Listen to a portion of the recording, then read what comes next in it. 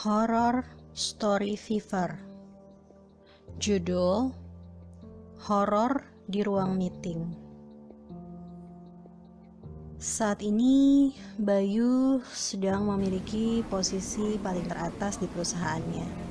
Dia adalah seorang CEO muda, karirnya sukses, masih single, dengan wajah yang cukup rupawan. Sudah pasti banyak gadis yang ingin mengambil hati Bayu untuk menjadi pasangannya. Tapi sayang sekali, Bayu ini memiliki sifat yang sombong. Dia juga suka memperlakukan karyawannya dengan tidak sopan, bahkan dia sering berkata kasar. Dan sifat buruk lainnya adalah dia juga sering mempermainkan gadis-gadis yang dia sukai. Setelah Bayu bosan, biasanya akan ditinggal pergi. Hari ini Andrea mulai bekerja di perusahaan Bayu. Dia adalah fresh graduate yang baru dalam masa percobaan ditempatkan di bagian staf administrasi. Andrea sangat senang sekali, terutama saat dia interview kemarin. Jujur dia sangat terpesona melihat ketampanan Bayu sebagai bos di perusahaan tersebut. Dan Bayu cukup tertarik dengan Andrea. Selain karena Andrea masih berusia muda, wajahnya pun terlihat cantik dan polos tanpa riasan wajah yang berlebihan. Bayu merasa tertantang untuk mendapatkan Andrea sebagai calon wanita yang akan dikencaninya berikutnya. Walaupun semua teman-teman di kantor sudah tahu kebiasaan Bayu, dia pasti akan mencapakan Andrea begitu dia sudah merasa bosan. Wati, salah satu sahabat Andrea di departemennya, melihat gelagat Bayu yang sering mendekati Andrea, mungkin mengajak makan siang atau mengantar pulang. Wati jadi was-was atau khawatir. "Andrea, hati-hati ya, Bayu itu bukan orang baik," ucap Wati. "Masa sih Mbak Wati? Kalau sama aku, Mas Bayu sangat baik kok," jawab Andrea. "Ya itu karena dia ada sesuatu yang mau didapatkan darimu," ucap Wati kembali. Tapi aku juga suka sama Mas Bayu, Mbak," jawab Andrea polos. "Terserah kamu aja deh, aku hanya ingin mengingatkanmu aja," ucap Wati kesal. Sudah hampir seminggu Bayu mendekati Andrea dengan gencar. Saat ini Andrea tinggal di kos-kosan. Akhirnya Bayu pun menawari Andrea untuk pindah ke apartemen miliknya. Andrea sangat terpesona dengan hal tersebut. Sepertinya impian dia akan menjadi nyata. "Ini apartemenku sayang, kamu bisa tinggal di sini sekarang," ucap Bayu. "Wah, ini indah sekali mas. Aku tidak pernah melihat ada tempat seindah ini," ucap Andrea polos. "Iya, tapi ada syaratnya. Kamu harus mau jadi pacar aku. Kamu boleh tinggal di sini," ucap Bayu sambil merayu. "Aku mau Mas Bayu. Aku kan memang mencintaimu," ucap Andrea.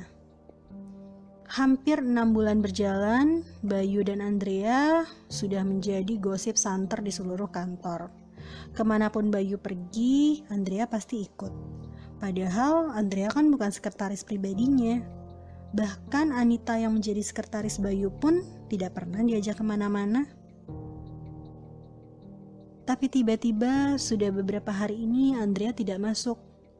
Banyak orang yang bertanya kepada Bayu. "Mas Bayu, kok Andrea tidak masuk-masuk?" tanya Wati saat melihat Bayu masuk ke ruangan administrasi. "Berani sekali kamu nanyain Andrea sama saya. Emang saya bapaknya?" ucap Bayu kesal.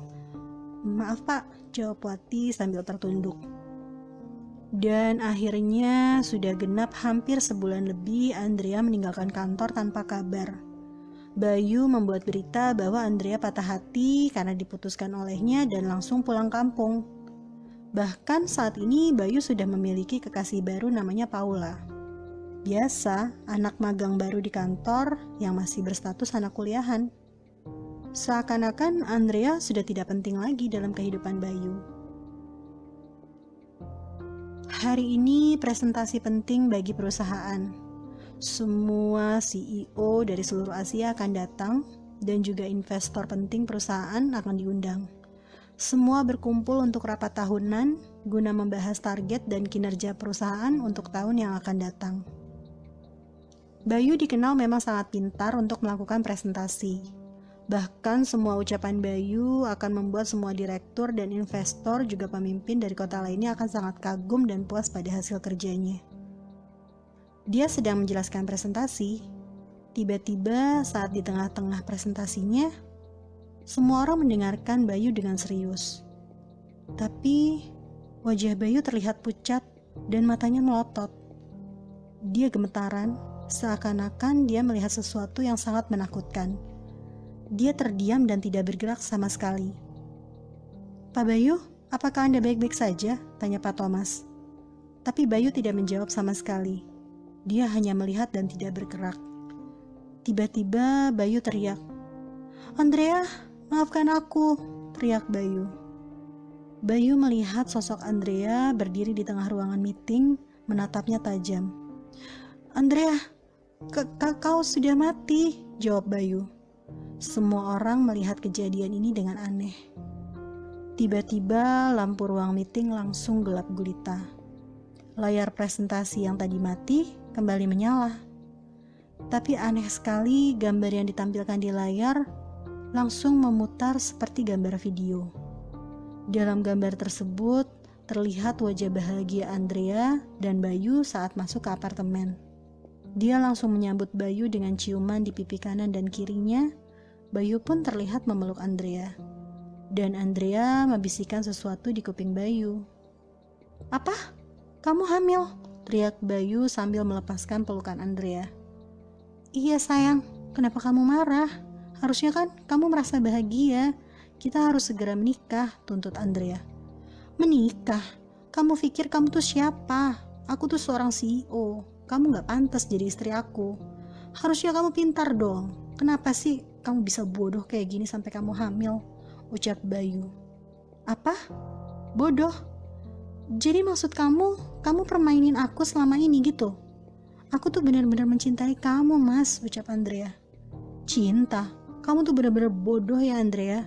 Sekarang kamu harus menggugurkan kandungan itu," ucap Bayu kencang. "Tidak," jawab Andrea. "Kamu harus," ucap Bayu sambil mendorong Andrea dengan keras. Dan tiba-tiba kepala Andrea terkena ujung meja di apartemennya.